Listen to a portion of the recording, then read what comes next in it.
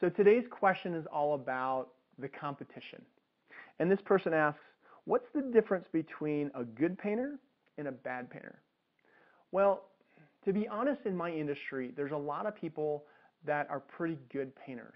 The problem in my industry is there are very few painters that are good business people. And the reality is you're not just hiring a painter just to come and paint. Most likely you're looking for a painter to come out and paint your whole entire house. It's going to be a process. And there are things that a bad business painter isn't going to be able to give you that a good business painter can. And the way to figure out if they can produce and give you a good experience is just by asking lots of questions, talking to past customers, looking for different ways of how do they run their business. Do they show up on time? Do they answer their phone?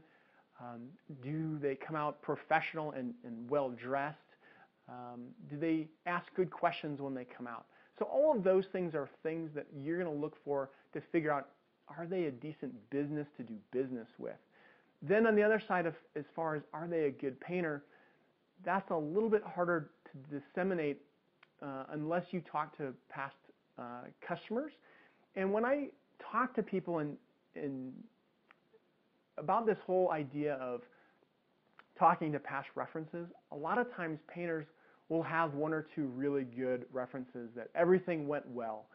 So when you talk to a paint contractor and you're looking for references, ask them for several references that were very recent.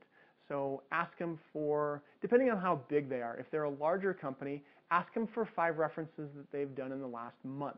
If they're a larger paint company, they should be able to produce that many customers in the last month. If they're smaller, then what you really need to say is, can you give me at least 4 or 5 of your customers' names that you've painted for in the last 2 to 3 months?